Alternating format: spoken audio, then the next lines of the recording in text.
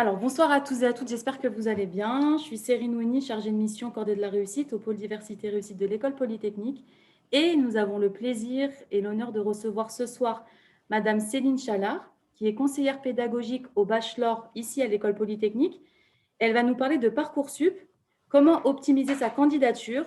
Elle va nous parler des choix, des stratégies et de comment rédiger sa lettre de motivation. Du coup, je laisse tout de suite et sans attendre la parole à Madame Chalard.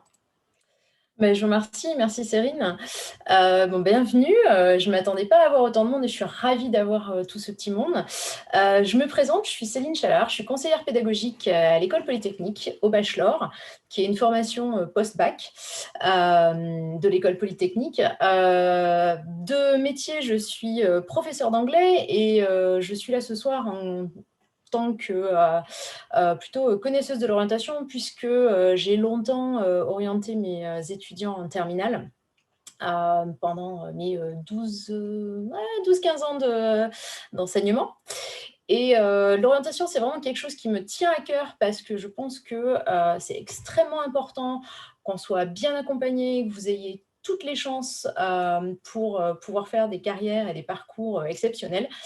Et je suis ravie d'être là avec vous ce soir pour parler un petit peu de comment on optimise sa candidature sur Parcoursup, qu'est-ce que vous connaissez de Parcoursup, etc. Alors, j'aurais aimé vous faire participer à un petit peu, voir un petit peu avec vous et échanger nos discussions. Donc, n'hésitez pas à poser des questions. Je serais ravie d'y répondre. On gérera tout ça, il n'y a pas de souci. J'aurai peut-être pas toutes les réponses, je ne connais pas tout. Mais en tout cas, je pourrais vous parler notamment surtout comment, déjà de croire en soi, bien faire ses choix, bien se renseigner et aussi, comment les expliquer, pourquoi dire, pourquoi, ces choix-là. Donc voilà. Alors je vais vous partager, mon petit PowerPoint évidemment avec vous. Top, top, top, top, top. Est-ce que je suis en train de partager le bon écran? Oui. OK. Hop.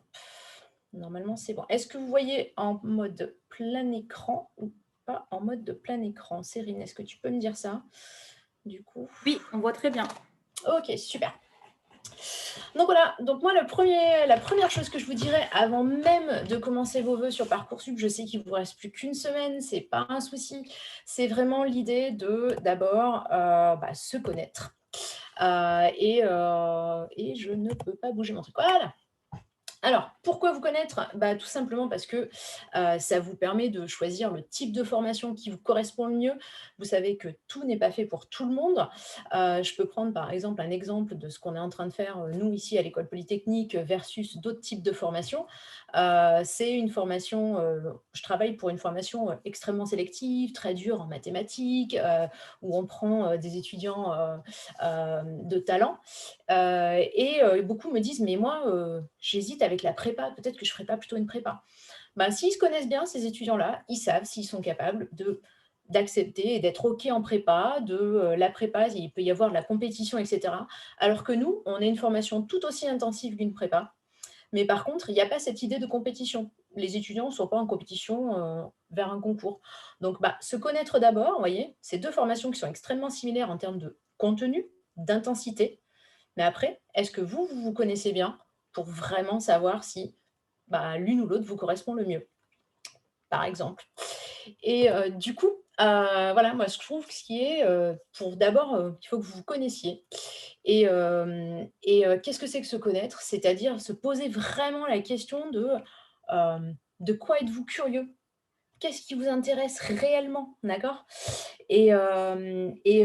C'est parfois, assez difficile parce que, on a tendance à regarder nos notes et en dire: «Bah, voilà, moi je suis bon là-dedans, donc je préfère aller, dans telle et telle filière». Mais est-ce que vraiment c'est ce qui vous correspond? Après tout, vous pouvez être, très bon en mathématiques et pourtant ça vous barbe royalement les mathématiques. Vous aimez pas forcément faire ça, mais vous êtes très bon dedans. Donc comment mesurer cela? Comment être sûr que vous avez bien fait le bon choix, j'aurais envie de dire, et que vous destinez à des études de mathématiques ou d'arts plastiques ou de je ne sais quoi? Moi, j'aurais envie de dire, commencez, à lister les choses que vous faites, toutes les activités, les petites choses comme ça que vous faites dans la journée qui vous donne soit vachement d'énergie et vous êtes énergisé après avoir fait ça parce que ça vous a plu, c'était chouette, c'était sympa. Heu et de vérifier un petit peu avec des petites jauges là, comme je vous présente ici là. Vous avez vu, je vous ai fait des espèces de petites, jauges. Alors je suis désolée, elles sont en anglais parce que je travaille essentiellement en anglais, dans la journée. Des petites jauges d'énergie en disant: «Bah, voilà, moi cette activité, ça me prend de l'énergie, je suis claquée à la fin, OK, j'ai des bonnes notes en maths, j'ai de bonnes notes en français, mais franchement, je suis claquée». Alors que, vous avez, juste après, vous allez faire un peu de programmation sur l'ordinateur et là, ça vous met une pêche incroyable et donc vous vous dites plus davantage: «Bah, ça, c'est peut-être plus fait pour moi». Et puis, l'engagement, ce qu'on appelle l'engagement aussi ou le focus. Est-ce que vous êtes hyper concentré sur les choses ou est-ce qu'au contraire, vous les faites, voilà, sans y penser et cetera? Qu'est-ce qui vous, qu'est-ce qui vous permet de vous concentrer? Est-ce que c'est des choses qui et faites une liste de toutes vos activités dans la journée et regardez un petit peu ce qui va vous vraiment vous donner la pêche et ce qui va vous prendre de votre énergie. Et regardez aussi ce qui vous fait perdre la notion du temps. Certains de mes étudiants vont me dire: «Bah, alors moi, programmer toute une nuit, c'est aucun problème, quoi». Alors que d'autres, c'est: «là là, moi programmer, faut que je me concentre hyper dur et cetera, c'est hyper facile». Voilà. Donc déjà, avant de faire vos vœux, commencez à vous connaître. Hem, Par contre, soyez ambitieux. Moi, ce que j'ai envie de vous dire, c'est surtout ne vous limitez pas. Osez rêver, OK? C'est hyper important quand on parle d'orientation. Vous ne voulez pas avoir de regrets. Hem, c'est pour ça que, vous savez, bon, dans Parcoursup, vous avez une certaine liste de vœux, on y viendra un petit peu plus tard. Vous avez un certain nombre de vœux, mais il faut aussi, être un petit peu stratégique. On va pas mettre tout et n'importe quoi. Mais on n'a pas envie d'avoir de regrets. Donc moi, généralement, ce que je conseille aux élèves, aux étudiants, c'est de au moins réserver avec votre formation de rêve. The dream the dream university, comme on dit. Et c'est la formation pour laquelle, vous savez que c'est un peu risqué, vous n'avez pas beaucoup de chances d'y rentrer, mais quand même, si vous postuliez pas, vous regretteriez. D'accord? Donc, généralement, essayez de lister une formation de rêve, puis des formations ambitieuses et réalistes, et des plans B, C, D, E, F, jusqu'à ce que vous ayez épuisé tous les vœux que vous pourrez avoir. On verra le nombre de vœux un petit peu plus tard. Et ces plans F, attention, c'est pas des plans par défaut. C'est pas OK, moi je rêve de faire une école de dessin, une école d'art plastique, et je mets en plan F une licence d'espagnol. Non, non, le plan F, c'est quand même un, une formation qui vous correspond, qui est dans la carrière ou les matières que vous aimez et qui va quand même vous permettre de faire ce que vous avez envie de faire. Et ce sera peut-être dans un établissement un petit peu moins prestigieux, mais ça sera quand même très sympa. Et, euh, et voilà. Et puis, autre chose que j'ai envie de vous dire avant de faire vos vœux, c'est vos compétences. Voyez au-delà de vos notes. Il n'y a pas que les notes dans l'orientation, c'est clair et net. Et, et notamment, qu'est-ce que vous avez retenu de vos activités extrascolaires, les petites passions que vous avez sur le côté? Ça, elles disent pardon, elles disent plein de choses de vous. Et vraiment, vous devez en être conscient de ça. Vous n'avez pas que des compétences scolaires. Vous allez me dire: Ouais, mais j'ai eu déjà des étudiants qui me disent: «Ah ouais, mais moi, je sais rien faire, enfin, je fais du judo». Eh ben ouais, mais ça en dit des choses sur vous de faire du judo. Ça veut dire que vous avez une certaine discipline, que vous savez ce que c'est que de l'entraînement. Si vous me dites: «Bah moi, ça fait 10 ans que je fais du foot». Quand on voit ça dans les candidatures, des étudiants, quand on fait partie des jurys d'admission, 10 ans de foot, ça veut dire waouh! Ça veut dire quelqu'un qui se tient à ses passions, qui sait ce que c'est que travailler en équipe. Quand vous jouez au foot, après tout, vous savez que vous ne pouvez pas vous permettre de traverser le terrain avec le ballon sans le passer à un coéquipier Et donc, du coup, ça rassure sur votre capacité à travailler en équipe. Si c'est une formation qui va vous demander de travailler en équipe, typiquement des formations où vous avez,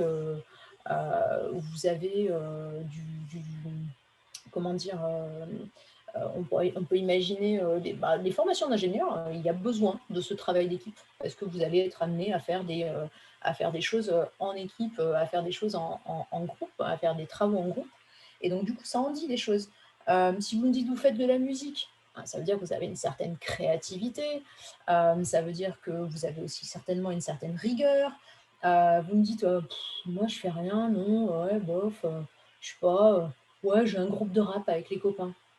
Si vous avez un groupe de rap avec les copains, je sais pas moi, vous avez peut-être, une certaine appétence pour les mots, pour la littérature, il y a des choses à tirer de ça. Et donc toutes vos expériences sont bonnes pour analyser les choses et pour en tirer des petites choses. Donc ça surtout, ça compte. Ne croyez pas que vos activités extrascolaires ne comptent pas. Elles comptent. Et les équipes d'admission et les équipes de sélection, elles les regardent, ces activités extrascolaires. On les regarde, nous, par exemple, au bachelor d'école polytechnique. Et pareil, plein de petites choses. Vous faites de la pâtisserie. La pâtisserie, ça veut dire de la précision. Donc, encore une fois de plus, vous êtes parfaitement... Il y a plein de choses à dire. OK. Et enfin, ce que j'aurais envie de vous conseiller avant même de faire vos vœux, c'est de se dire, faut que je sois en accord avec moi-même. Souvent, on a envie de faire soit comme les autres, parce que ça rassure, ou alors un peu comme de céder un petit peu à la pression des parents, parce qu'ils sont rassurés de savoir que vous allez être dans une filière qui va vous donner une grande carrière, etc. Et du coup, c'est facile de céder un petit peu à cette pression. Mais j'aurais envie de dire, si on n'est pas dans un environnement qui vous plaît et qui vous, qui vous conforte, on va dire, ouais, qui vous conforte, et ben, il y a des chances que vous performiez bien moins bien que si vous aviez été dans un truc où vraiment vous vous êtes engagé dedans, si vous avez pris cette décision, elle est en accord avec vous-même, c'est avec vos goûts, etc. Après, je vous dis pas, je suis pas en train de vous dire, il faut que vous assouviez votre passion. Il faut absolument partir, il faut avoir une passion et partir là-dedans. C'est pas du tout ça. Si vous, ce qui vous rassure, c'est de vous dire: «Alors moi, je veux faire une formation parce que je sais que à la fin de cette formation, je vais avoir du travail. C'est dans une filière qui recrute et je suis assurée d'un confort matériel, mais allez dans cette formation». Et si vous me dites: «Par contre, je suis passionnée de musique à côté, mais je ne vais pas faire de la musique parce que, c'est un peu trop risqué en termes de carrière et de débouchés». OK, fine, faites ce qui vous rassure. OK? Faites ce qui va vous vraiment dans lequel vous allez être complètement en accord avec vos objectifs, vos ambitions. D'accord? Et puis de toute façon, ce que j'ai envie de dire, pas de panique. C'est pas grave si vous vous trompez. Hem, j'ai envie d vous êtes une génération, là, à 17-18 ans, vous êtes une génération qui allait avoir, probablement changé 4, 5, 6 fois de carrière ou d'entreprise ou de petit boulot, et cetera. Et en fait, il existe de nombreuses alternatives et de nombreuses passerelles, des routes, des chemins de traverse, des parcours atypiques. Ça, c'est la norme maintenant. Donc, n'imaginez pas que parce que vous vous êtes engagé dans une voie, il n'y a plus moyen d'en sortir. C'est pas le cas, c'est plus le cas. C'était peut-être le cas de la génération, de ma génération, de la génération de vos parents, mais vraiment, je pense qu'on est vraiment dans un monde qui bouge et ça va. C'est OK. Et puis si on se trompe, c'est pas grave, on recommence. Vous êtes jeune, une année, c'est pas bien grave, c'est pas la fin du monde, mais il faut que vous soyez prêts à entendre ceci. Alors du coup, j'ai pas regardé si j'avais des petites questions, jusqu'ici. Est-ce que j'ai des questions? J'ai perdu mon petit Q&A. Tup, tup, tup. Il n'y a pas de question. Il n'y a pas de questions. Bon, écoute, jusque-là, impeccable. Nickel. Donc je vais continuer. sur, voilà, justement, poser des questions. C'est vraiment l'essentiel. Ce que j'ai envie de vous donner comme conseil, c'est, bah, allez, en anglais, j'allais parler en anglais, je suis désolée, get out there, allez voir les gens, sortez, posez des questions, à tous ces gens pour faire le bon choix. Vous avez des outils incroyables maintenant. Vous avez, les réseaux sociaux, vous avez internet, vous êtes capable de vous connecter à des professionnels dans les carrières qui vous intéressent en 3 clics. Si vous allez aussi regarder, si vous savez qu'il y a une école qui vous intéresse en particulier, allez voir sur leur site web parfois, souvent, s'il y a vraiment quelque chose qui vous intéresse, dans les écoles en particulier, tout ce qui est école d'ingénieur, école de commerce, etc., si c'est quelque chose qui vous intéresse, très souvent, ils ont un petit encart dans le coin du site web avec parler à nos étudiants, chat, faites un petit chat avec nos étudiants.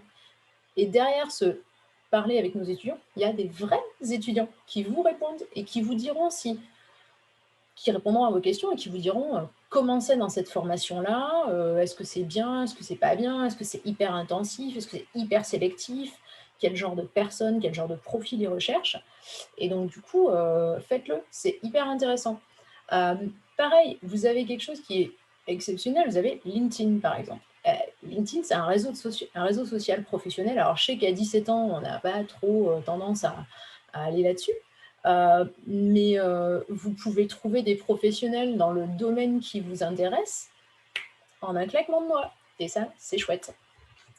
Et en plus, les gens, franchement, si vous leur demandez poliment, si vous les approchez de manière assez sympa et que vous faites preuve de pertinence, bon, ils ont envie d'aider. Ils aident généralement et ils seront ravis de répondre à vos questions. C'est toujours chouette, puis c'est toujours flatteur en plus de recevoir une petite question d'un petit jeune qui est intéressé par la carrière qu'on fait. C'est assez agréable. Tentez. Et puis s'ils ne vous répondent pas, qu'est-ce que vous avez à perdre? Rien du tout. Donc c'est pas grave. Et puis en premier lieu, j'aurais envie de dire quand même, en tout premier lieu, vous avez vos profs. Ils sont une mine d'informations exceptionnelle. Ils sont incroyables. Et en plus, ils sont très souvent hyper investis et ils ont envie de vous voir réussir. Donc, allez parler à vos profs. Je pense que c'est vraiment très important. Les conseillers d'orientation aussi, si vous en avez dans vos lycées, évidemment. Mais voilà, il faut aller poser des questions.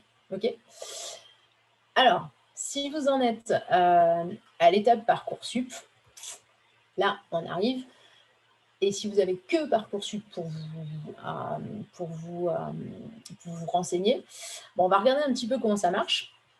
OK? Et ce qu'il y a sur Parcoursup, je suis sûre que la plupart d'entre vous y êtes déjà allés. Après, si vous n'y êtes pas déjà allé, je vous le conseille, vraiment, allez-y. Même si vous êtes en seconde, c'est hyper intéressant et en effet, ça peut prendre du temps pour trouver la bonne formation sur Parcoursup. Donc, je vous conseille vraiment de vous y prendre un petit peu en avance. Là, si vous êtes dans les dernières lignes droites,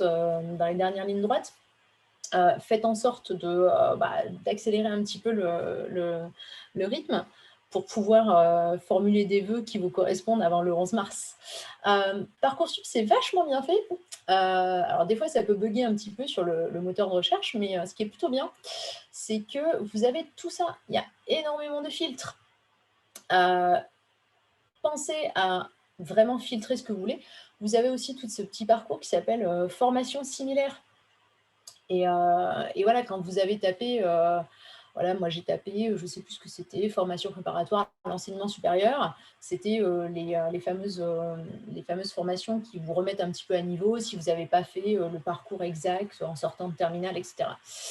Et ce qui est sympa, c'est que vous avez des formations similaires, vous avez une fiche qui décrit tout ce qui est possible sur la formation sur laquelle vous avez cliqué. Et vous avez aussi ces taux d'accès et les places et le nombre de places qu'il y a.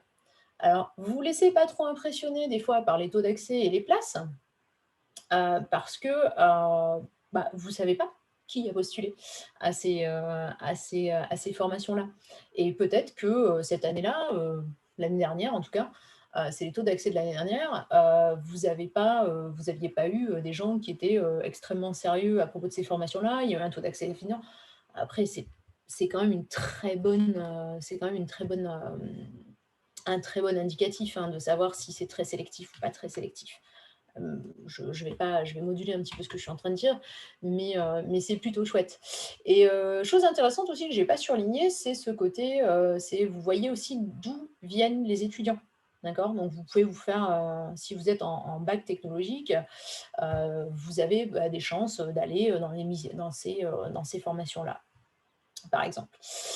Et avant tout, moi, ce que je voudrais que vous regardiez sur Parcoursup, sur lesquels il faut vraiment se renseigner, c'est la fameuse fiche, la fiche formation. Alors, j'ai placardé mon PowerPoint de toutes les informations qu'on pourrait trouver sur cette fiche formation. Il y en a beaucoup, en effet, je suis d'accord. Et si vous savez vraiment pas là où vous voulez aller, on va voir un petit peu, il y a des petites stratégies quand même un petit peu à mettre en place. Parce que cette fiche formation, il y a beaucoup de choses dedans et ça peut parfois ça peut parfois être dur. Mais par contre, c'est vachement intéressant de voir certaines choses qui pourraient, par exemple, vous faire éliminer tout de suite ce parcours, cette formation, parce que là, je pense, vous voyez, c'est une formation sélective.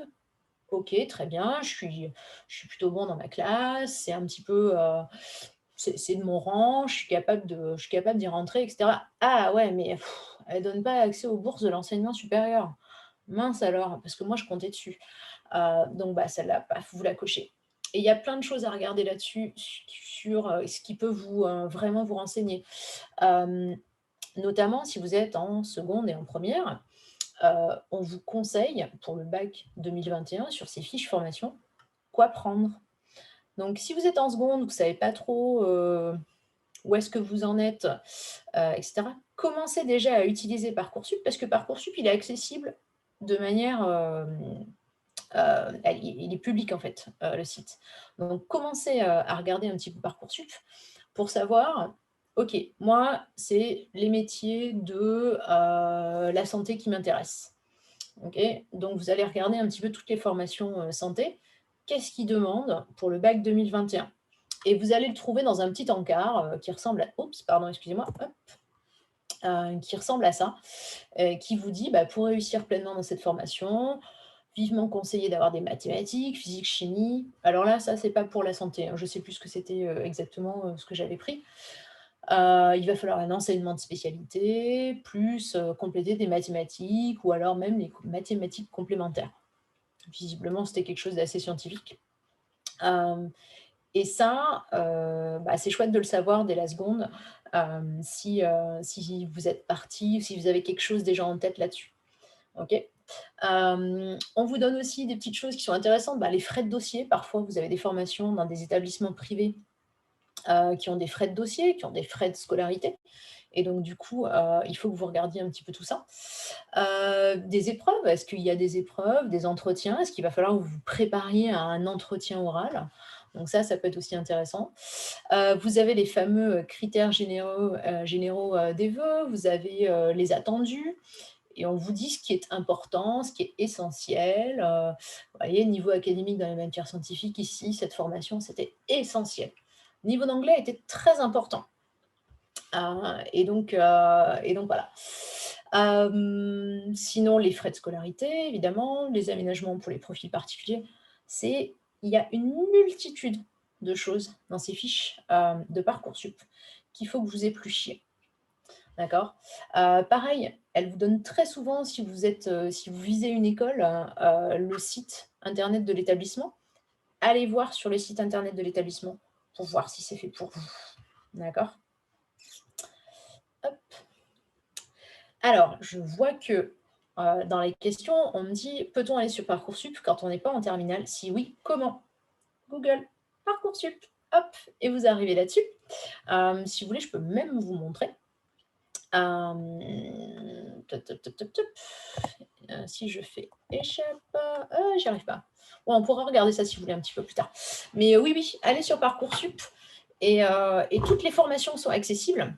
Et comme je vous montrais juste un peu avant, en fait, ce qui est génial sur Parcoursup, c'est, vous voyez cette petite carte-là?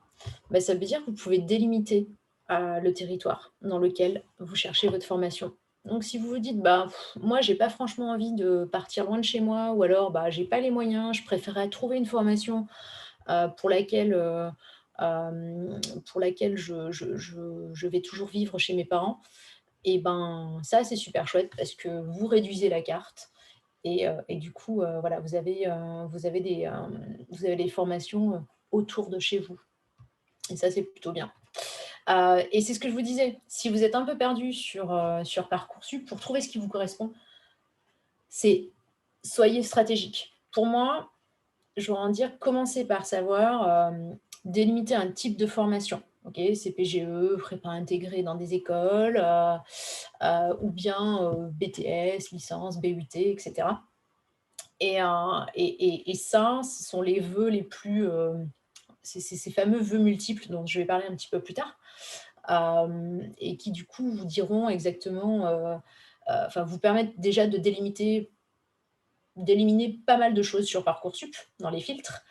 Puis ensuite, si vous ne savez pas trop et cetera, vous pouvez aussi taper dans le moteur de recherche, de Parcoursup, cette petite chose-là là que je vous montrais, le moteur de recherche de Parcoursup. Vous tapez un mot classe, un mot, un mot clé, pardon. Voilà, par exemple, il y a quelqu'un qui cherchait, licence chimie Toulouse et vous allez vous allez tomber sur toutes les licences de chimie à Toulouse. Mais si vous voulez, élargir un petit peu plus, vous faites juste, bah, chimie et regardez ce qu'il y a comme formation de proposée dans la chimie. Vous allez très bien trouver des licences de chimie, vous allez peut-être trouver, de l'agrochimie, de la biochimie, vous allez trouver des choses, dans des établissements différents, dans des lycées, avec des BTS, vous allez trouver, des choses dans des IUT des parcours, et des formations plus techniques et du coup, ça va vous aider un petit peu pareil, encore à délimiter, resserrer les liens. Hem, donc voilà, tapez dans le moteur de recherche une matière qui vous plaît, voyez les formations qui peuvent vous correspondre. Regardez aussi le petit bouton formation similaire, ça peut être intéressant. C'est pas, génial, génial, ça correspond pas toujours, mais ça peut vous donner des idées. Surtout si vous êtes en seconde et en première, je pense que c'est plutôt sympa de commencer un petit peu à regarder et c'est ce que je vous disais tout à l'heure, délimiter le territoire. Si vous savez que vous voulez aller vivre en région parisienne ou alors au bord de la mer, du côté de Montpellier-Marseille, bah, délimitez le territoire là-dessus et ne cherchez que sur ce territoire-là. Le moteur de recherche et les formations qui vous sont proposées dans Parcoursup, ici, vous voyez, par exemple, j'avais délimité ce territoire-là et les choses qui apparaissent là, elles ne sont que dans ce territoire-là. Et plus vous dézoomez de la carte, plus vous allez avoir de formations. Plus vous zoomez, et plus ça va resserrer les formations sur, je sais pas moi, celles qui sont en plein Paris, par exemple. Voilà. Donc ça, c'est quand même assez sympa, à utiliser et c'est plutôt sympa. Ensuite, ce que je voulais vous dire aussi, hop, autre chose qui peut aussi bien délimiter, si vous savez pas trop quoi choisir, c'est, bah, combien comptez-vous dépenser, pour vos études par an? Ça, c'est important, d'accord? Et là, peut-être que, bah, vous allez dire: «Bah, moi, le privé, c'est pas pour moi. J'ai pas les moyens, puis ça m'intéresse pas». Donc vous cochez que enseignement public. Hop, je vous remontre ici, normalement je vous l'ai pas mis dans le menu, mais ici, vous avez le moyen de cocher un truc qui s'appelle, hop, enseignement public. Et là, vous savez que vous allez tomber sur les enseignements publics qui, généralement, sont des formations qui ne sont pas excessivement chères à l'année et qui vous permettent d'avoir des bourses, etc. Donc, du coup, vous allez être tranquille. Voilà. Quoi qu'il en soit, j'aurais envie de dire, c'est un peu comme tout, quand on veut vraiment faire bien les choses, bah, il faut y prendre un peu de temps, il faut faire des efforts, il faut, chercher, regarder, se montrer proactif et ça se fait pas tout seul, mais vous n'êtes pas tout seul. Déjà, bah, vous êtes là ce soir, donc c'est plutôt chouette et donc du coup, ouais, ça demande un petit peu d'effort. Voilà. Ensuite, Parcoursup. Vous avez, déjà sur Parcoursup, quand vous arrivez sur la première page, sur la page d'accueil, vous avez ce fameux, cette petite timeline-là, cette petite frise chronologique qui vous dit ce que vous devez faire. Au 11 mars, vous êtes inscrit et vous devez avoir ajouté vos vœux. Vous devez avoir fait vos vœux. Ça ne veut pas dire que vous les avez confirmés. Confirmer ces vœux, c'est jusqu'au 8 avril, d'accord? Donc là, vous les saisissez juste, vos vœux, pour le moment. Et jusqu'au 11 mars, vous avez la possibilité de tout changer. Ensuite, vous irez compléter vos vœux jusqu'au 8 avril. Et là, compléter vos vœux, ça voudra dire écrire votre lettre de motivation, enfin votre projet motivé, ils appellent ça sur Parcoursup. Ça sera aussi bien s'assurer qu'on a bien mis tous les sous-vœux, etc. Enfin, voilà. Les vœux confirmés, c'est plus tard. Donc je crois que c'était une des questions, il m'a semblé voir, qui apparaissait. Voilà. Donc, c'est pas avant le 11 mars, c'est les saisir le 11 mars. Et donc oui, je ne sais pas si tout le monde connaît, si vous connaissez tous. Donc vous avez 10 vœux, évidemment, sauf que dans ces 10 vœux, vous avez des choses plutôt sympas. Vous avez des petites choses qui s'appellent les vœux multiples. OK? Et les vœux multiples, ça vous permet en fait de choisir une formation dans un ensemble de formations regroupées par type. C'est ce que je vous disais tout à l'heure. BTS, DUT, CPGE, etc. Et un vœu multiple, c'est plutôt chouette, c'est égal à un vœu. Donc ça, on va dire que c'est votre vœu multiple, numéro 1.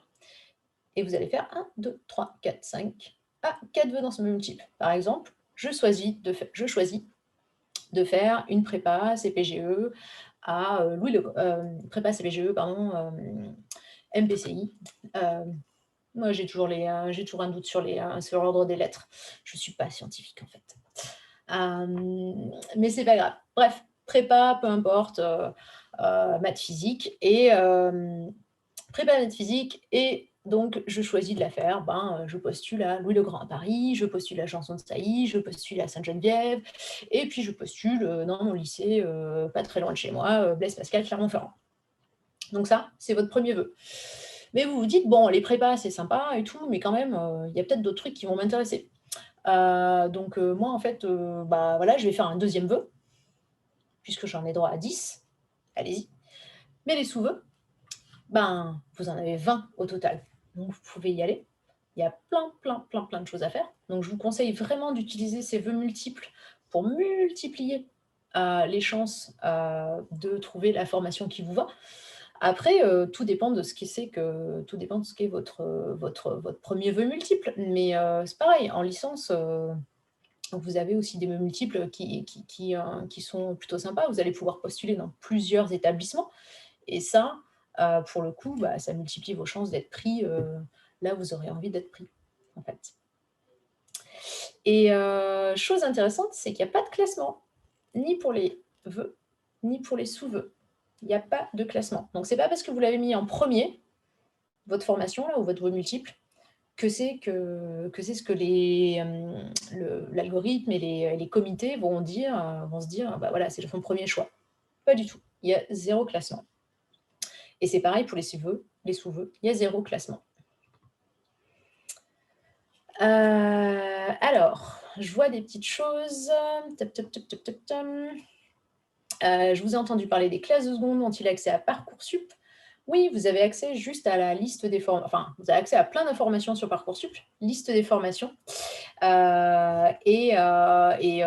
le site, il est accessible à tous. Par contre, vous ne pouvez pas évidemment faire tout ce qui est faire vos vœux pour Parcoursup avant la classe de terminale et avant qu'on vous ait donné tous les codes d'accès, etc. pour pouvoir s'inscrire sur Parcoursup. Alors, quand je vois si l'inscription est payante, devons-nous le faire avant le 11 mars? Je ne suis pas sûre de savoir exactement ce à quoi vous référez pour l'inscription payante. Je sais que j'en ai parlé tout à l'heure, il y a des frais d'inscription parfois sur certaines écoles. Regardez sur les portails des écoles un petit peu comment ça se passe. En tout cas, Parcoursup, c'est pas payant. On est bien d'accord. C'est un service public et ça n'est pas payant. Donc non, je ne pense pas que ce soit quelque chose qui soit corrélé avec Parcoursup. Mais en effet, vous avez des formations sur Parcoursup qui ont des frais d'inscription, etc. Et je pense qu'en fait, je ne sais même plus comment ça se passe chez nous. Je sais que, nous, on a une inscription payante, et que les boursiers, donc, n'ont pas à payer les frais d'inscription. Les non-boursiers ont à payer des frais d'inscription. Bonne question, je ne sais pas quand est-ce que c'est, mais je pense que c'est plutôt à partir du moment de la phase d'admission, que vous payez des frais d'inscription, pour des écoles, non, à la phase de confirmation, pardon. Phase de confirmation, à voir. OK. Je vois, faut-il absolument faire 10 vœux? Non, si vous savez exactement ce que vous voulez faire, vous n'êtes pas obligé, mais alors je vous le recommande fortement. Je vous le recommande fortement, pourquoi? Parce que, si jamais vous n'avez pas, le vœu qui vous correspond et qui vous plaît, vous avez toujours la possibilité de trouver des formations qui sont similaires, et donc du coup, être sûr d'avoir quelque chose qui va être dans le domaine qui vous plaît. Et même si c'est pas la formation de vos rêves, peut-être que cette formation-là que vous avez eue, à la fin de tout le processus, elle va vous permettre de rejoindre la formation que vous rêviez. Je sais pas, imaginez, que, vous faites, voilà, vous demandiez, que des classes prépa et vous êtes pas pris, pourtant les mathématiques, c'est votre passion. J'arrête pas de parler des mathématiques, je sais pas pourquoi, mais bon bref, peu importe. Les mathématiques, c'est votre passion et vous n'y arrivez pas et vous avez pas eu vos classes prépa, peut-être que vous n'avez pas fait assez de vœux et cetera. Mais vous avez quand même mis, licence de mathématiques, en, plan F. Vous voyez, les derniers vœux.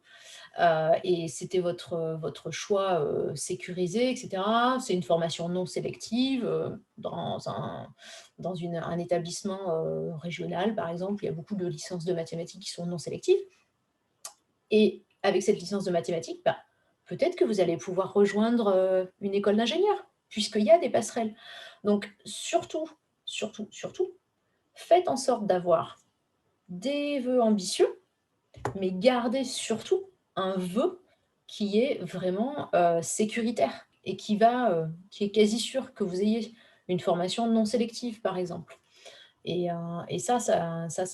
et puis plus vous mettez de vœux, en particulier les vœux multiples, plus vous avez de choix finalement et de chances d'être pris dans une des sélections, dans une des formations que vous avez.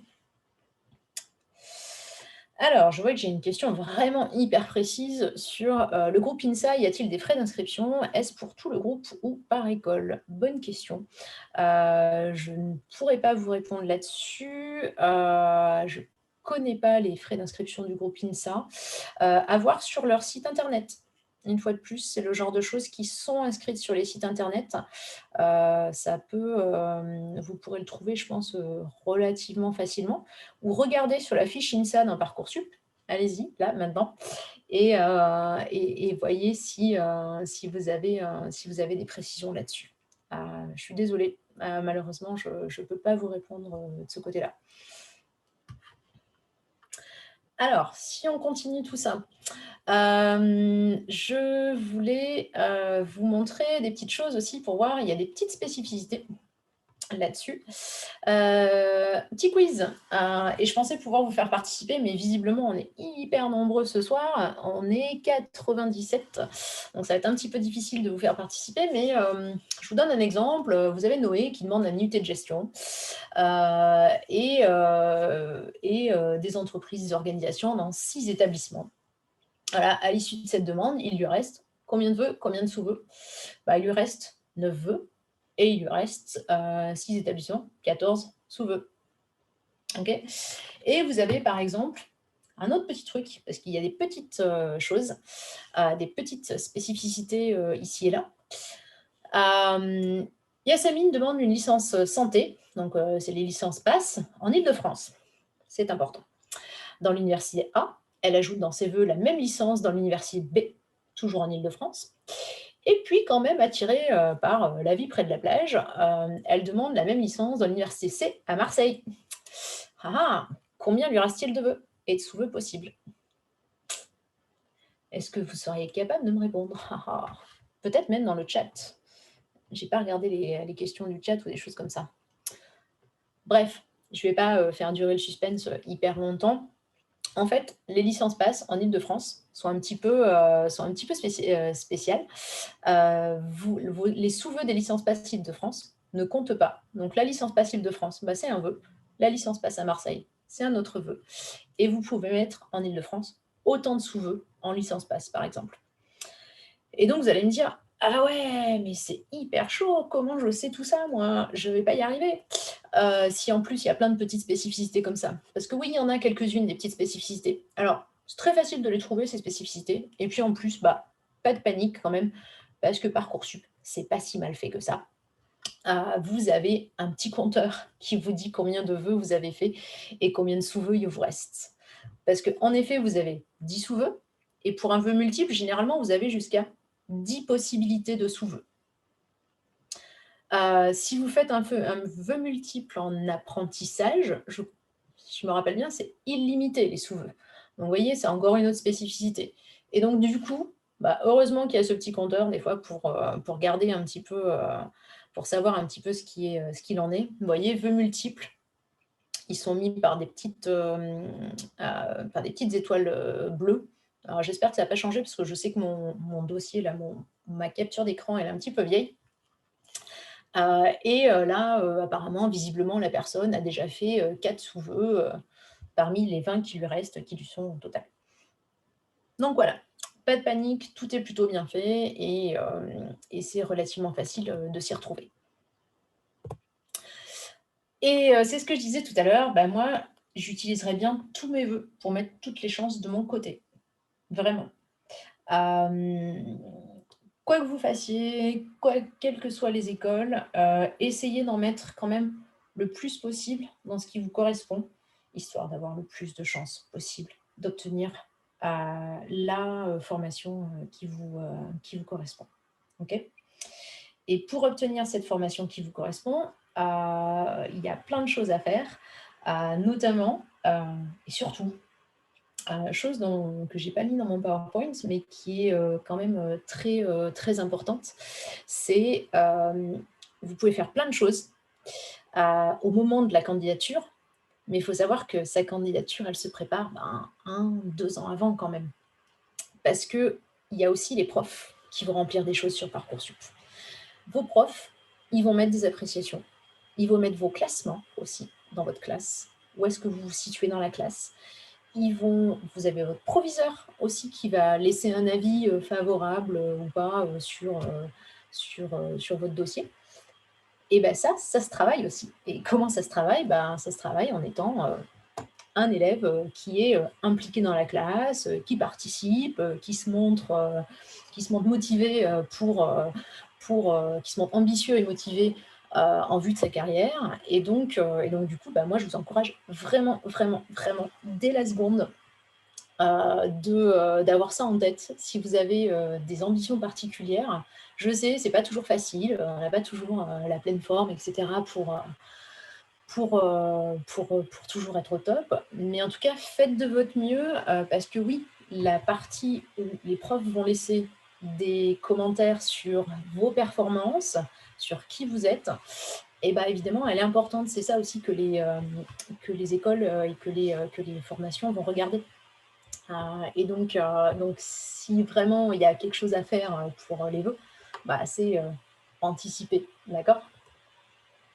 Mais vous, en tout cas, vous avez pas mal de petites choses à faire. Écrire votre lettre de motivation, parce que vous savez qu'on vous demande, pour chaque vœu, de faire un petit... alors, c'est pas tout à fait une lettre, parce que, voilà, vous avez, on m'a dit combien? 1500 caractères, c'est ça? C'est pas tout à fait une lettre, c'est quand même assez court. Mais cette lettre de motivation, c'est très important pour les formations sélectives et c'est aussi très important au cas où vous n'avez pas eu de vœux vous n'avez eu aucun de vos vœux qui ont été acceptés. Ça va être important aussi pour voir un petit peu quelles sont vos motivations, ce que vous voulez faire, etc. Et donc ça laisse peu de place pour l'improvisation parce qu'elle est assez courte, cette lettre. D'accord? Et voilà, moi, ce que je vous conseille de faire, c'est plusieurs choses à mettre. Je dis toujours à mes étudiants, quand je leur conseille, c'est-à-dire que vous devez parler de vous, ça c'est sûr, mais vous devez faire en sorte aussi de parler de l'école. qui vous intéresse ou de la formation qui vous intéresse. Parce qu'après tout, cette histoire, c'est une histoire de c'est vous, c'est eux, and you and them together, c'est l'accord parfait. Ouais, je fais souvent ce petit signe, c'est l'école, moi et ensemble, c'est l'amour parfait. Parce que vraiment, il y a ce côté où on se complète parfaitement. C'est-à-dire que moi, je suis un étudiant passionné par les arts, le design, etc. Et votre école, et en plus, je suis plutôt bon en tout ce qui est digital, etc. Et votre école, elle propose du digital marketing. Bah voilà, moi, c'est un métier qui me plaît bien. Donc, du coup, regardez. Je sais faire ci, ça et ça, et vous, vous avez ça et ça comme formation, et moi, c'est ce que je veux faire plus tard, et donc vous allez m'aider à atteindre cet objectif. Et puis aussi, c'est ce côté où, et moi, je suis parfait pour vous parce que je vais vraiment m'investir dans votre école et je vais faire plein de trucs chouettes pour vous, et ils seront ravis de vous accueillir, en gros, quoi. Donc voilà, c'est qui je suis, d'où je viens, mais aussi pourquoi je veux m'orienter à vie, ce qui fait de moi le bon candidat, c'est-à-dire moi plus eux. D'accord, parfait. Et pour optimiser sa lettre de motivation, première chose, énorme conseil que je dis tout le temps, tout le temps, tout le temps, et je le dis même encore à mes étudiants de bachelor, donc qui sont en bac plus 3 et qui postulent à des masters, c'est vous montrer. Vous ne racontez pas, vous ne dites pas ce que vous aimez, vous le montrez. Ok. Et ça, c'est un petit truc que vos professeurs de français vous apprennent certainement quand ils vont faire de l'écriture créative. C'est cette idée de montrer.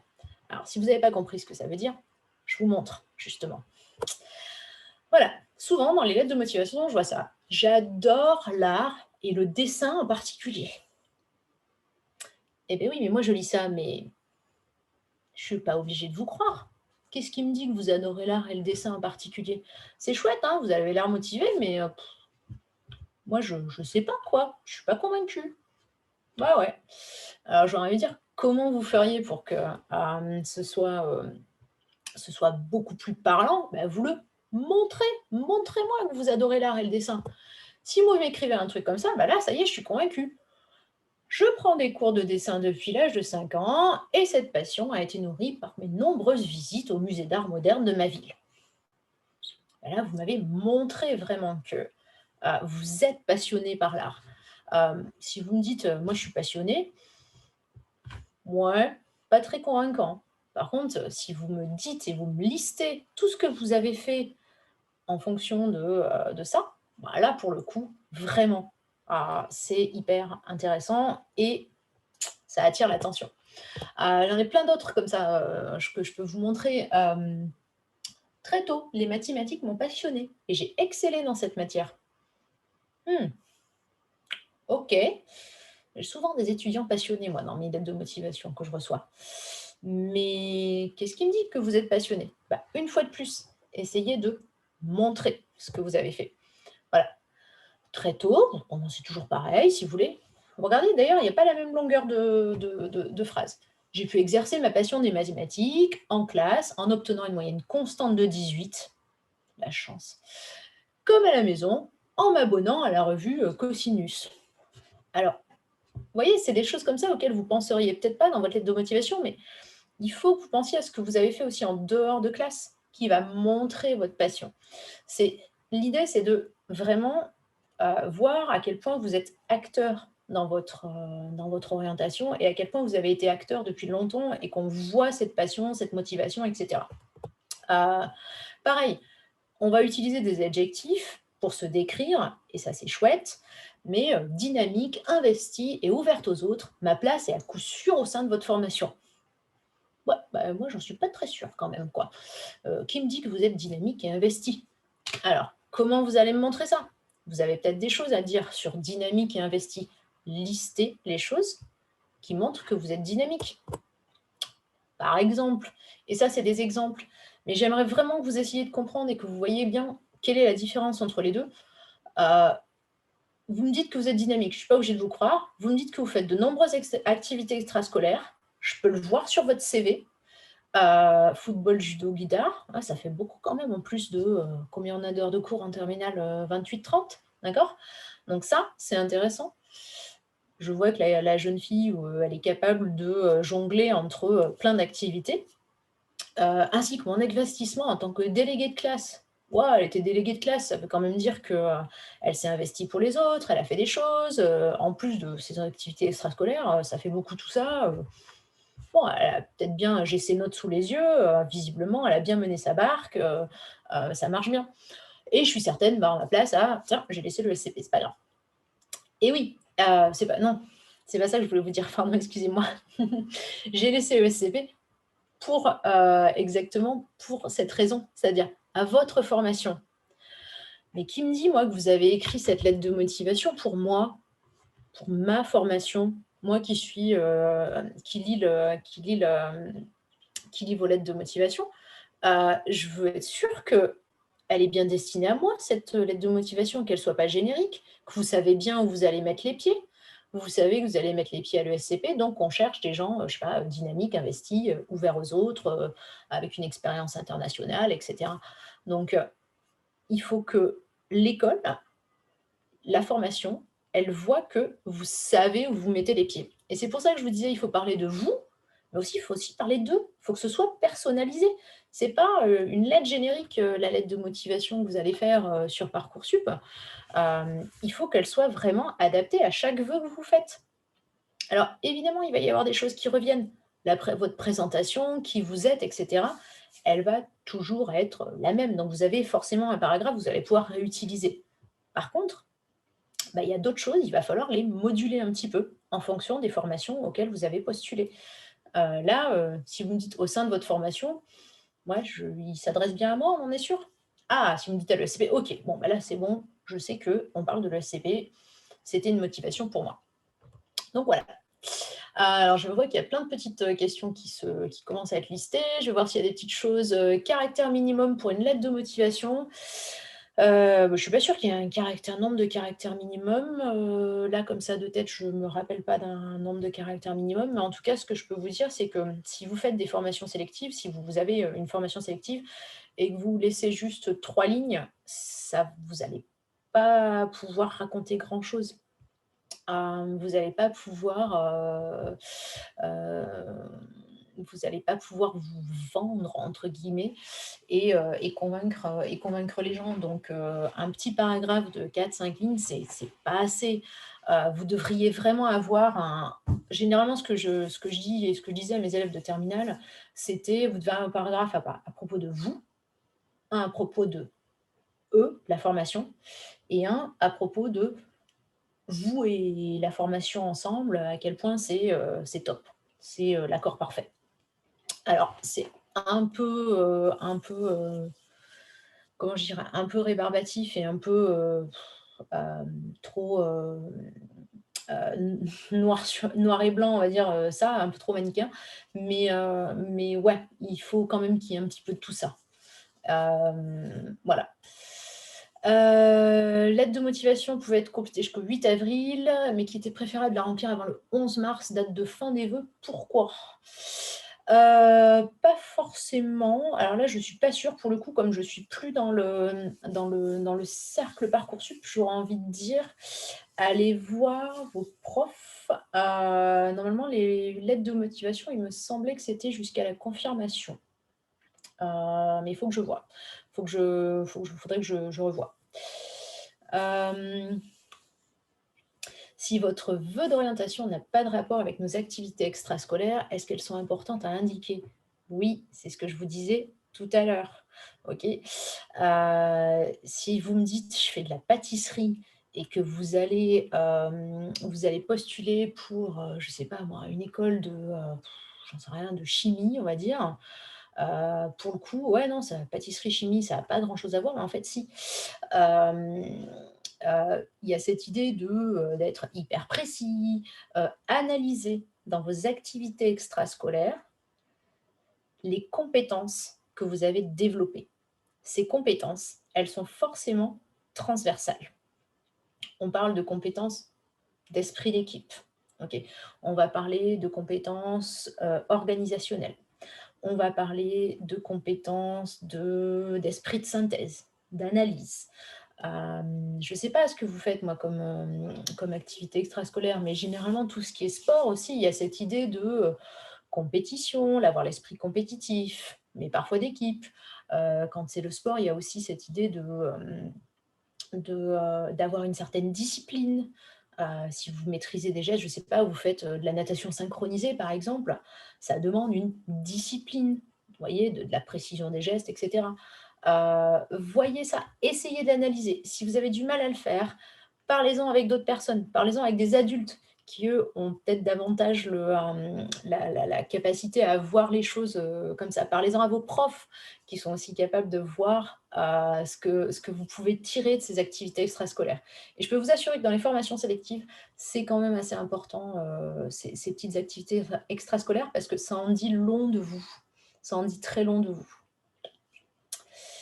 Alors, puisque la lettre est assez courte, pouvons-nous plutôt préciser et détailler dans la rubrique Mes activités intérêts, d'être plus synthétique dans la lettre, ou il vaut mieux écrire moins mais détaillé? Pam. Alors, du coup, j'ai perdu la question, j'ai pas eu le temps de la relire. Si elle est dans Résolu, c'est ça? Non? Hop, hop, hop, je regarde parce que du coup, j'ai pas eu le temps de la Excuse-moi Céline, c'est puisque la pas de lettre est souci. Voilà, malheureusement ça y est, je assez l'ai. courte, Ouais. pouvons-nous plutôt préciser et détailler dans la rubrique Mes activités et intérêts et être plus synthétique dans la lettre, ou mieux vaut écrire moins mais détaillé? Alors, moi, je vous dirais, oui, vous avez la possibilité d'écrire vos activités extrascolaires, mes activités d'intérêt. Faites-le à cet endroit-là. Et dans la lettre, vous allez analyser, c'est ce que j'étais en train de dire, vos compétences. Vous allez analyser ce que vos activités et vos intérêts vous ont apporté et ce qu'elles peuvent apporter à l'école à laquelle vous postulez. Je pense que c'est ça qu'il faut faire. C'est le plus important, ouais. Ouais. Alors, qu'est-ce qu'il y a d'autre? Pour les sous-vœux qui font partie d'un même vœu, les lettres de motivation peuvent être génériques. Alors, si on pense par exemple à des prépas, prépa maths physique, prépa, je sais pas, prépa littéraire, oui, vos lettres de motivation sont génériques évidemment, mais essayez de l'adapter à chaque fois en fonction je sais pas, de l'établissement qui vous accueillerait. Je peux penser à des choses avec des petites différences du style. Dans les CPG, vous avez les internats, vous n'avez pas d'internat. Vous pourriez personnaliser en parlant de cadre. Qu'est-ce que vous avez d'autre aussi qui pourrait y avoir, qui pourrait faire la petite différence? Il faut toujours personnaliser, en tout cas jusqu'à un certain point. Mais en effet, oui, quand vous faites des vœux multiples pour la même formation, forcément que votre lettre de motivation, elle est elle est très générique. Ouais, ouais, ouais. Alors, si on exerce un sport, voire plusieurs sports de manière individuelle, sans inscription, le mentionne-t-on? Alors, oui, dans vos activités d'intérêt, vous le mentionnez. Ouais, absolument. Si vous pensez que dans votre lettre de motivation, c'est pas très pertinent, ne le faites pas. Il y a cette idée-là aussi dans la lettre de motivation où vous n'utilisez que ce qui est pertinent. Moi, notamment, je conseille des étudiants qui vont partir sur des masters, qui font un programme très, très généralisé. Et je leur dis, mais vous allez parler des cours et des prérequis et des bases que vous avez déjà, d'accord? Mais vous allez sélectionner ce qui est intéressant pour le master. Donc évidemment, s'il y a peut-être des choses que vous n'avez pas forcément, qui n'ont pas grand-chose à voir avec avec vos vœux, ne le faites pas. Mais même de manière individuelle sans inscription, ouais, ça montre que vous avez un intérêt pour cette chose-là. D'accord?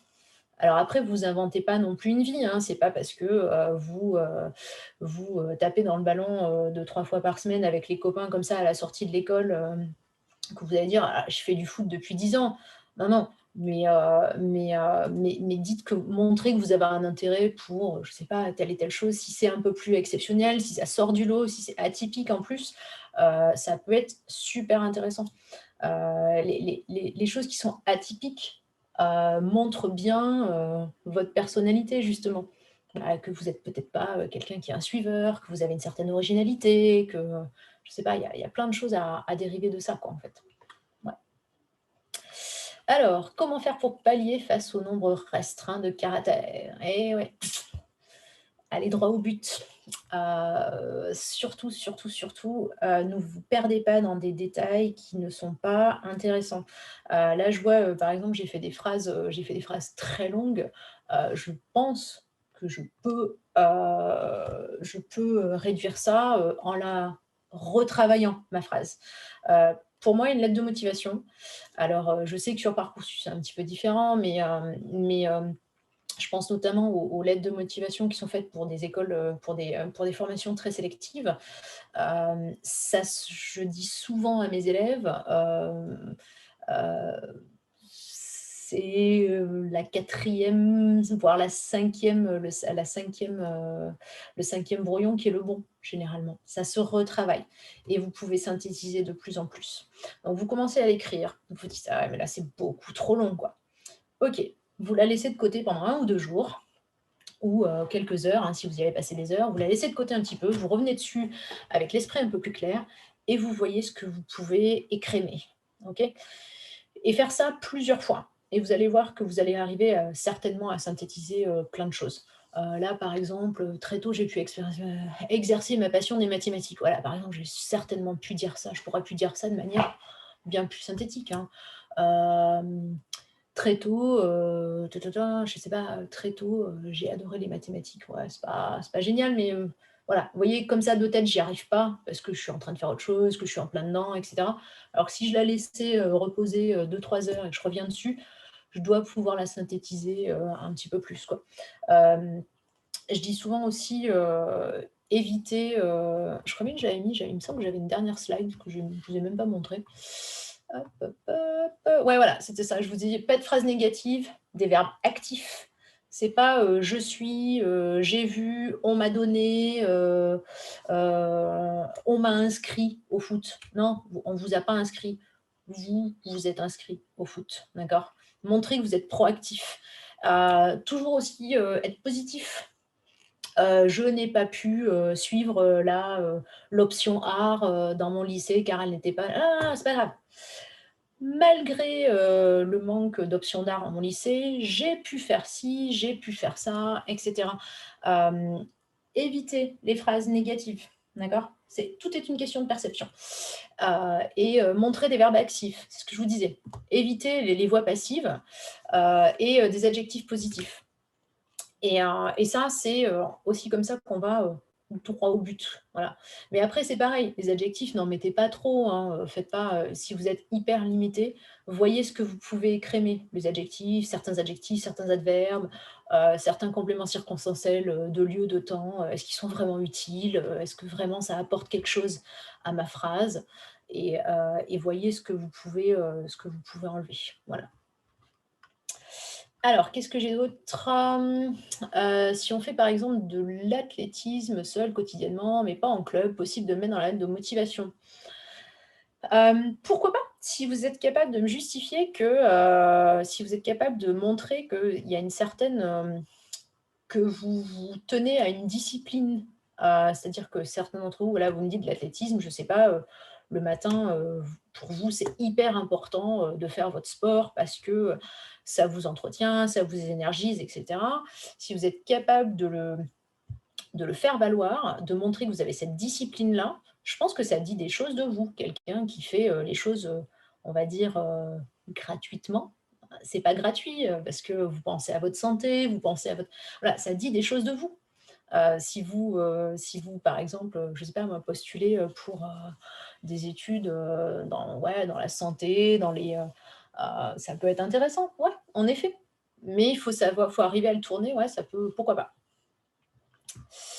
Alors, qu'est-ce que j'ai d'autre? Doit-on développer sur la raison pour laquelle on aime bien un certain domaine? Ah bah oui, oui, oui, oui, oui, oui, oui. Oui, développez-le. Hem, hem, mmh c'est ce que je vous disais un petit peu en tout début de présentation, c'est-à-dire dans ce qui est, de vous connaître. Essayez de savoir pourquoi ça vous plaît. est-ce que ça vous plaît parce que vous êtes bon dans cette matière? D'accord? Est-ce que c'est les notes qui vous plaisent? Est-ce que c'est parce que vous réussissez? Ou est-ce que ça vous plaît parce que vous êtes curieux de cette matière? Parce que vous avez envie d'en savoir plus? Parce que, vous voulez en faire un métier? Parce que, quand vous êtes en train de pratiquer, cette matière, vous êtes en train de perdre la notion du temps. Et ça, si vous arrivez à le justifier, comme ça, je pense que ça peut être percutant dans votre lettre de motivation, ouais. Hem alors et ensuite, je suis pas sûre, je pense que j'ai dû louper, quelque chose. J'ai eu 18,5 de moyenne sur cette discipline et c'est marqué dans le bulletin. J'ai loupé une question? J'ai loupé un truc? Amani, si vous voulez bien, remettre, tadadam, c'est quoi votre question?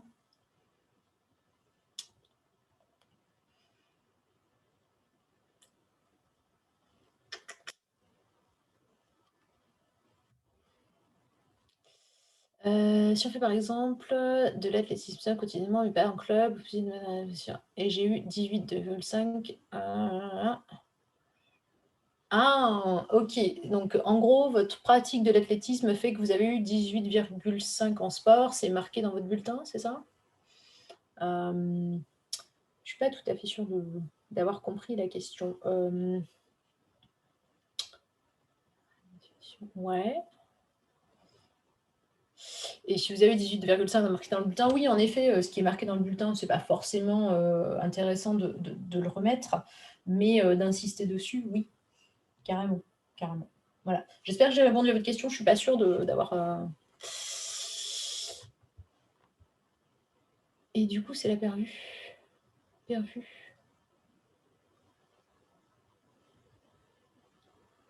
J'ai un doute sur ce que vous voulez me dire.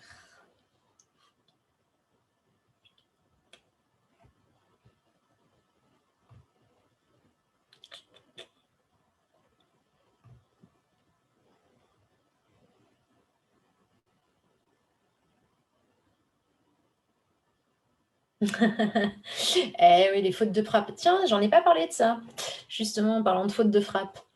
Hyper essentiel, faites-vous relire, regardez vos fautes d'orthographe.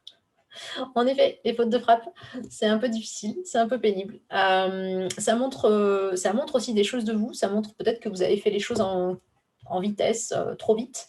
Ça montre aussi que peut-être que, bah, vous n'en avez pas grand-chose à faire. Et c'est important, ça montre des choses de vous, si alors une faute de frappe, ça peut arriver, bien évidemment, il y a pas de souci. Mais les grosses fautes d'orthographe, les choses comme ça, c'est un petit peu rédhibitoire, c'est pas rédhibitoire. Attendez, je pas être aussi, faut pas être aussi tranchant, mais ça ouais, ça montre quand même des petites choses. Si vous me faites quelque chose d'impeccable et tout, bon, je me dis: «Ah, la personne, elle a fait un effort, vous voyez, elle fait attention aux choses, elle prend soin, elle est soigneuse», et une personne soigneuse, bah, peut-être que dans ma formation à moi, c'est, intéressant d'avoir ça. Donc je pense que ouais, ouais, faites attention aussi à ça. Ah, je vois qu'on a aussi des petites choses dans le chat. Tam tam. Est-ce qu'on peut faire de l'humour, dans la lettre? Je sais pas. J'aurais envie de dire c'est un petit peu risqué. Hem, c'est un risque. C'est un risque. Est-ce que c'est pertinent avec la formation que vous feriez? Je ne sais pas si vous êtes sur une formation, très littéraire, si vous êtes sur une formation très littéraire, est-ce que de l'humour, ça serait pourrait être intéressant avec un bon jeu de mots ou quelque chose comme ça? Il y a des gens aussi qui aiment bien faire, des citations, qui aiment bien, commencer leur lettre de motivation par une citation qui les inspire ou qui les amène à une certaine, comment dire? Un certain raisonnement. Hem, Pareil, c'est des choses qui se font beaucoup dans les pays anglo-saxons, par exemple. Si vous postulez, à l'étranger, peut-être qu'il y en a parmi vous qui se disent: «Bah, moi, je vais aller faire mes études aux États-Unis, Parcoursup, ça m'intéresse pas, mais le coup de la lettre de motivation, ça m'intéressait, c'est pour ça que je suis là ce soir». Les lettres, aux États-Unis, par exemple, ouais, l'humour et les citations, par exemple, c'est courant. En France, je sais pas, j'aurais quand même tendance à dire que c'est un petit risque. Vous ne savez pas, quelles sont les sensibilités, humoristiques, des gens qui vont vous lire, donc je m'y risquerais pas trop. Voilà. J'ai entendu dire que les lettres de motivation pour rentrer en université ne sont pas lues le plus souvent. Savez-vous si c'est en effet le cas? Il ne s'agit que de choix de sécurité pour moi et cela me permettrait de ne plus me concentrer sur mes choix de cœur. Alors, si vous êtes dans une formation non sélective, bah, il y a des chances que oui, votre lettre de motivation ici, elle peut être beaucoup plus générique et que vous pouvez vous concentrer davantage en effet sur des choix qui sont, très sélectifs. Ouais, ouais, on va pas se mentir, hein, vous comprenez bien que derrière tout ça, si vous avez une formation non sélective, mais il faut vraiment que vous soyez sûr que la formation est non sélective ou que vraiment, ce soit, un plan, A, B, C, D, E, F, G, je ne sais pas combien, mais oui, oui, ouais, faites quand même attention.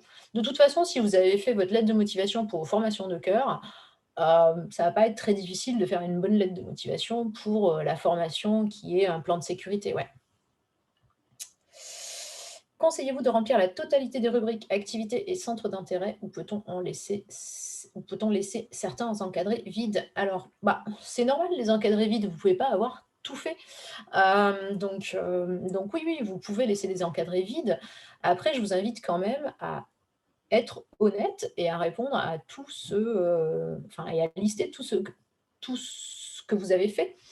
Hem, Moi je pense, notamment sur les activités extrascolaires, et dans les formations sélectives, je le dis une fois de plus, ils vont regarder, ouais, ils vont regarder tout ça. Après, si, vous postulez à une formation sélective et que vous avez peu d'activités extrascolaires, c'est pas grave non plus, hein, attention, il ne faut pas non plus se focaliser là-dessus en disant, «C'est les activités extrascolaires qui vont changer toute ma candidature». C'est pas le cas, d'accord? Ça reste quand même, vos performances, les appréciations des professeurs, puis, dans les formations sélectives, parfois vous avez d'autres documents à déposer. Il y a peut-être, eux, ils ont peut-être des choses intéressantes, à vous demander en plus, qui sont vraiment spécifiques pour leur formation.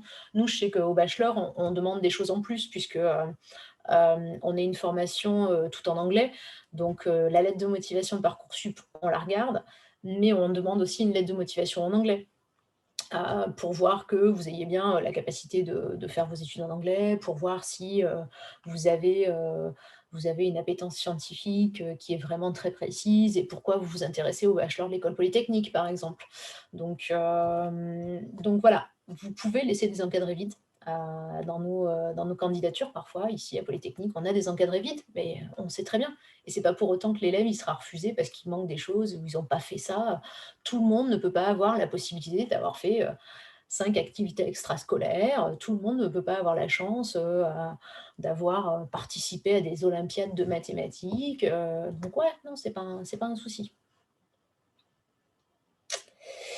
La visioconférence sera-t-elle disponible en streaming? Bah, ça, je vais demander à Céline qui pourra me dire ça, je sais pas en fait.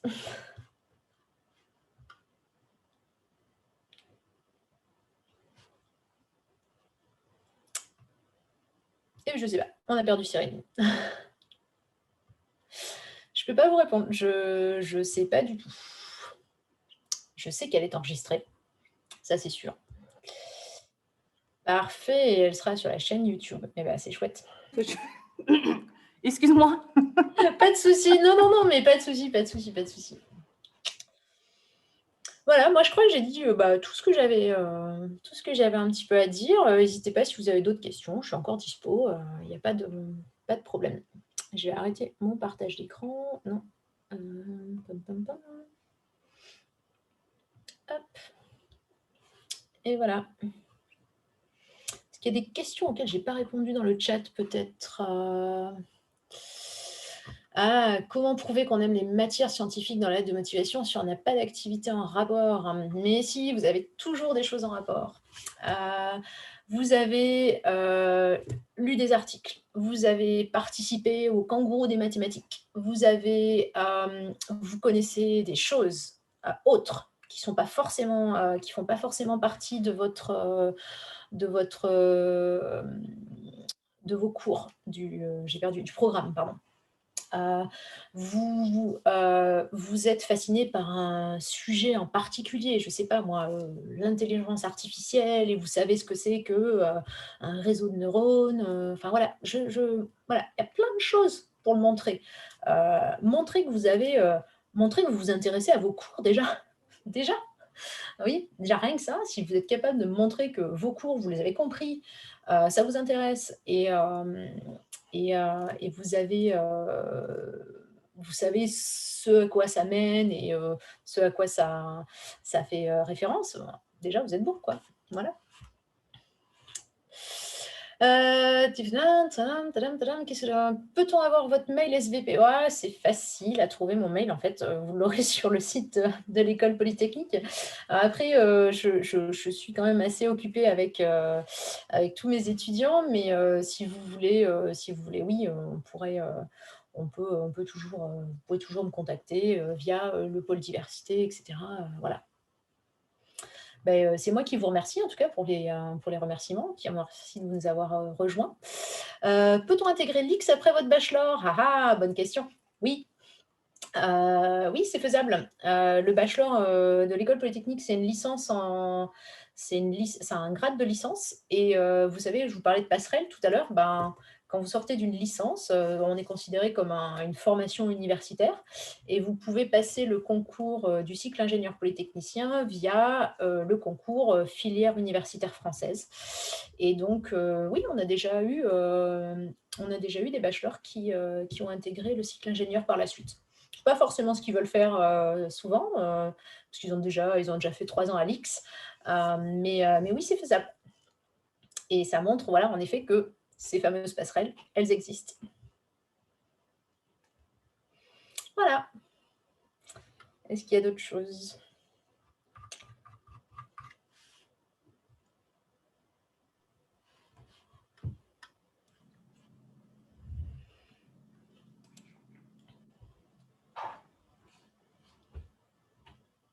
Bon,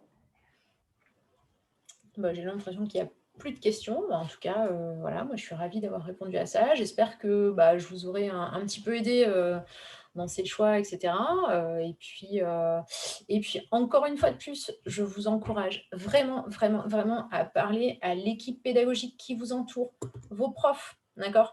Les profs des matières que vous visez, mais aussi, les autres profs. Ils ont plein de choses à dire, ils ont plein de choses à vous raconter et surtout, ils sont là pour vous aider. Donc n'hésitez pas à aller leur parler.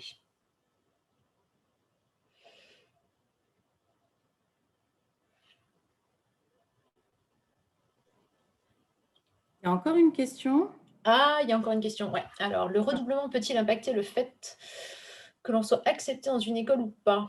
Heu, tout dépend du redoublement. Si vous avez eu, par exemple, des soucis de santé, que vous n'avez pas pu être là, pendant une année, que vous a ça a impacté vos résultats, non, pas forcément.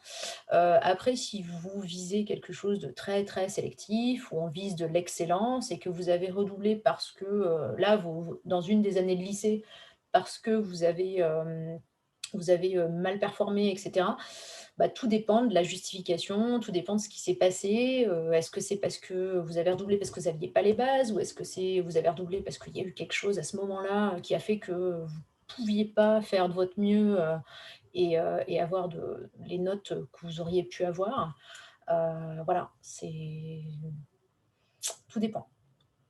Tout dépend un petit peu.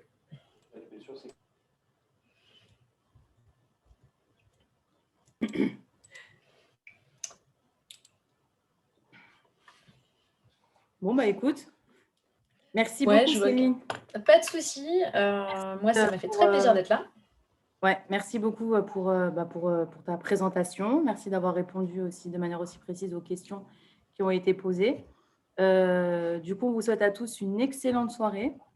On espère que vous allez, grâce à cette conférence, mieux comprendre Parcoursup et mieux, du coup, trouver les petites astuces, etc., pour bien faire les lettres de motivation. Et on vous souhaite vraiment beaucoup, beaucoup de courage et aussi bonne chance pour la suite. Bonne continuation. On espère que vous allez avoir vos vœux. On croise les doigts. Bah ouais. Et puis, si vous voulez retrouver cette conférence, vous la retrouvez sur notre chaîne YouTube. Puis, il ne faut pas hésiter à nous contacter si vous avez d'autres questions. Merci à tous. Bonne soirée à Bonne soirée à tous. tous. Au revoir.